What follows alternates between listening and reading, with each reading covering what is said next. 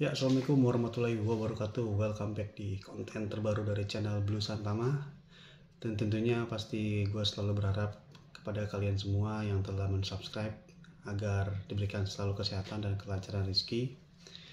Dan tentunya di hari ini, di hari Senin tanggal 29 Juli 2024, ya seperti biasa gue akan kembali membahas tentang persiapan tim nasional Indonesia yang akan menghadapi Thailand pada final Piala AFF U19, di mana laga akan dimainkan nanti malam di Stadion Gelora Bung Tomo, Surabaya. Ya, Indonesia sepertinya sudah sangat siap untuk bisa menghadapi Thailand di laga final, dan tentunya Indonesia sudah melupakan kemenangan atas Malaysia. Mereka sudah fokus total menghadapi Thailand. Dan Coach Indra Syafri juga mengatakan bahwa kondisi pemain sudah fit dan sudah menjalani recovery keseluruhan.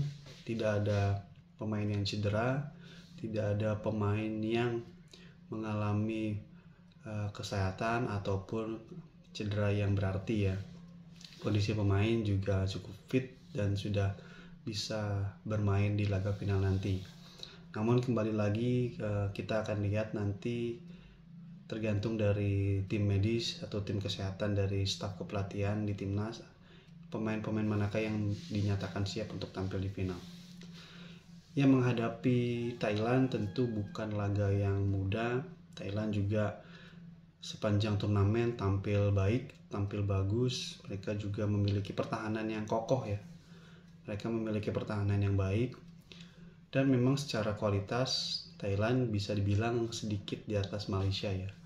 Meskipun mereka kemarin sempat ketemu di babak penyisihan dan bermain imbang 1-1, namun itu tidak bisa menjadi tolak ukur untuk bisa mengukur kekuatan Thailand. Dan Thailand sendiri memang tampil di Piala AFF U19 ini berada di grup C bersama dengan Malaysia. Mereka menjadi runner up grup ya, karena mereka bermain imbang 1-1. Namun jika melihat pertandingan melawan Malaysia, memang sebetulnya Thailand ini memiliki pemain-pemain yang berkualitas ya. Jika kemarin Malaysia hanya memiliki Pavitran yang kualitasnya di atas rata-rata, kalau Thailand memiliki striker yang cukup bagus ya, yaitu Kalian Ryan. Nah, striker naturalisasinya juga nih. Mereka bermain bagus. Kemudian memang Thailand kemarin juga di semifinal mampu mengalahkan Australia dengan skor 1-0. Meskipun gol tersebut bisa dibilang karena kesalahan dari pemain atau dari penjaga gawang Australia. Ketika menerima back pass justru tidak bisa dikontrol dan bola malah masuk ke gawang sendiri. Nah, kalau kita melihat catatan ke belakang bagaimana Indonesia dipegang Indra Syafri ketika menghadapi Thailand, gue ingat bagaimana ketika di Piala AFF U19 2013 kita pernah juga, saat itu Evan Dimas dan kawan-kawan bisa mengalahkan Thailand dengan skor 3-1 ya, dimana pada saat itu Evan Dimas mencetak hat-trick ke gawang Thailand. Saat itu kita satu grup dengan Thailand dan kita menang 3-1 di ajang Piala AFF U19. Kemudian kita maju ke tahun 2018, kita juga berhasil mengalahkan Thailand dengan skor 2-1.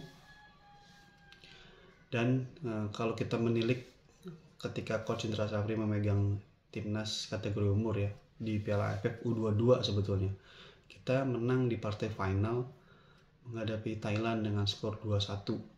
Nah, itu juga merupakan salah satu bukti nyata dari Coach Indra Syafri bagaimana Coach IS ini bisa memberikan satu nilai tambah ketika menghadapi Thailand.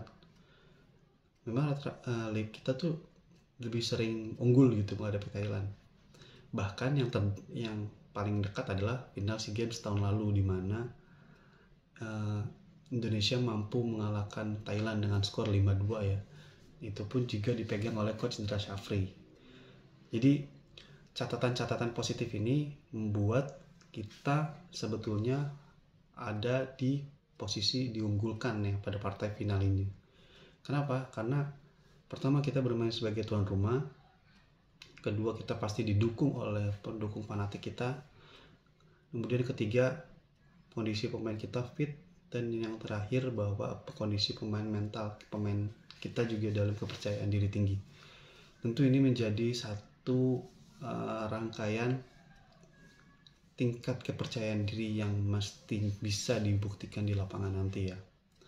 Dan gue percaya Coach Indra Syafri pasti bisa menyiapkan strategi terbaiknya, karena kita tentu harus melihat ke belakang di mana pada saat kita memainkan 2 laga awal pada saat menghadapi Filipina dan Kamboja, memang timnas kita terlihat belum stabil ya, terlihat masih belum bisa menerapkan game plan dengan bagus.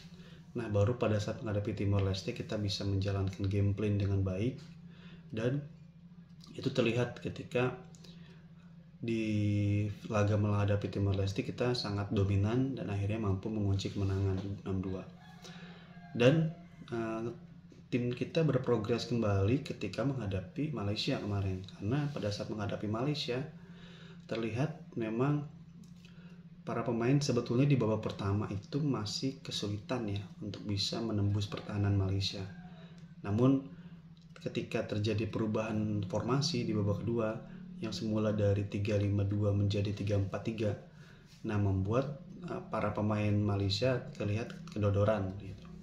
Para pemain Malaysia terlihat tidak bisa mengimbangi agresivitas dari pemain-pemain kita. Nah, berdasarkan dari pengalaman kemarin menghadapi Malaysia, gue rasa akan lebih enak Coach Indra Syafri dari babak pertama sudah menerapkan formasi 3-4-3 ya. Jadi biarkan Jan Streven sendiri di depan, nanti ditemani oleh Rizky Afrizal ataupun Arliansyah di kanan. Baru nanti di tengah ada Caviatur, Dennis Figo, di kiri ada Donitri Pamungkas, dan di kanan ada Mufli. Nah, di belakang nanti seperti biasa ada Kadek Arel, Iqbal Gwijangge, dan juga ada Buffon Alvarez ya, atau Alvarez Buffon. Nah, kalau dengan formasi 3-4-3 kita lebih nyaman, kita lebih stabil di lini tengah gitu. Nah, persoalan kita kemarin adalah kita kalah di lini tengah. Itu kelihatan ketika menghadapi Malaysia, memang kita kurang sekali bisa menguasai lini tengah. Bahkan dari jumlah passing saja kita kalah dari Malaysia ya. Malaysia itu passingnya itu 490-an gitu. Kita passingnya cuman sampai 300-an. Itu kelihatan bahwa kita memang tidak begitu sering passing dibanding Malaysia ya. Makanya perubahan strategi menjadi kunci kemarin ketika kita sukses mengalahkan Malaysia. Nah, ketika kita menghadapi Thailand, menghadapi tim yang kualitas pemainnya ini bagus, merata semua gitu, maka kita harus kolektif, kita harus bisa menjaga stabilitas lini tengah, kemudian pergerakan antar pemain dan juga fleksibilitas pemainnya juga harus kelihatan gitu ya. Maka ini menjadi tugas dari Caviatur dan juga Dennis Figo, bagaimana bisa menjaga lini tengah.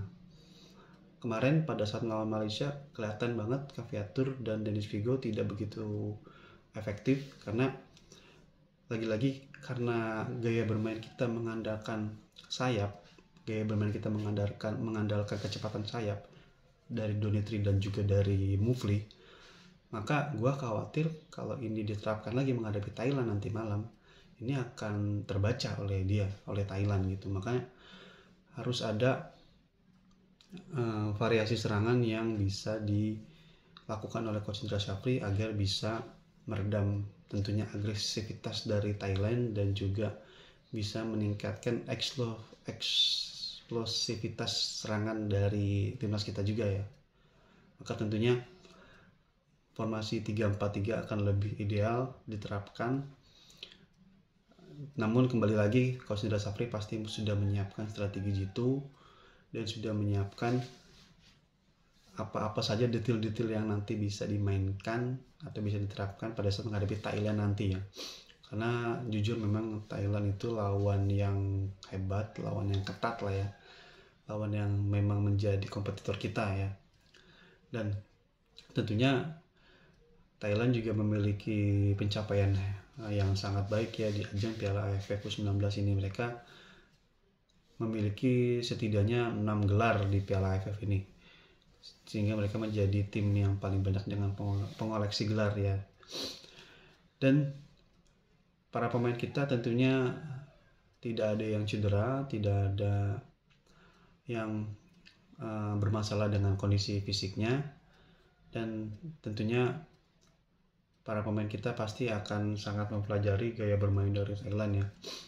Dan Thailand sendiri memang sangat disiplin bermainnya, kemudian kolektivitas mereka juga sangat baik, kestabilan di lini tengah juga sangat baik, sehingga ini membuat kita mesti mewaspadai setiap pemain dari Thailand, karena kualitas pemain Thailand memang cukup baik ya, setiap pemainnya di setiap lininya cukup baik. Dan juga memang Thailand sendiri merupakan tim yang dikenal dengan mental yang kuat, mental juara mereka juga kuat.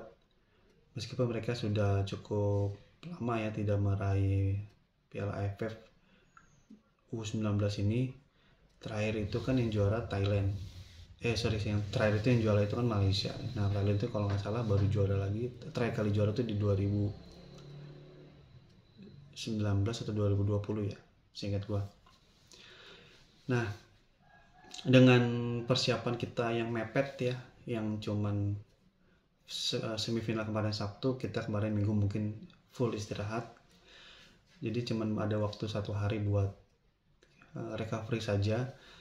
Maka ya mudah-mudahan nanti malam para pemain sudah siap 100% memberikan kemampuan terbaiknya buat timnas. Dan tentunya kita pasti berharap laga nanti malam bisa berakhir dengan kemenangan untuk timnas Indonesia, sehingga bisa memberikan satu trofi kepada rakyat Indonesia, bisa memberikan satu kebahagiaan juga. Namun sekali lagi patut diingat teman-teman semua bahwa Piala AFF ini lagi-lagi bukan target utama. Bahkan PSSI hanya menargetkan 4 besar ya atau semifinal kepada Coach Indra Syafri, karena fokusnya adalah untuk membentuk tim yang akan dipersiapkan untuk Piala Dunia U20 tahun depan, dan tentunya untuk persiapan kualifikasi Piala Asia nanti di bulan Oktober. Karena dengan kita nanti bisa lolos kualifikasi Piala Asia, maka kita masuk Piala Asia 2020. Nah, ketika kita masuk Piala Asia 2020, kita akan menargetkan 4 besar untuk bisa lolos Piala Dunia U20 yang akan dilangsungkan di Chile, yang akan bermain di tahun 2025. Nah, itu jadi mungkin sedikit tadi obrolan dengan gua. Lagi-lagi disclaimer, gua bukan dari jurnalistik olahraga dan juga bukan dari pengamat sepak bola. Gua hanya ingin memberikan review ringan singkat saja tentang pertandingan timnas. Semoga bisa memberikan informasi kepada kalian. Dan tentunya gue berharap kalian berikan kesehatan dan kelancaran rezeki agar bisa lancar menjalankan aktivitasnya. Dan tentunya jangan lupa di like, komen, dan di subscribe di channel Blue Santama. Kita ketemu lagi di konten gue berikutnya. Sehat selalu, salam olahraga, wassalamualaikum warahmatullahi wabarakatuh.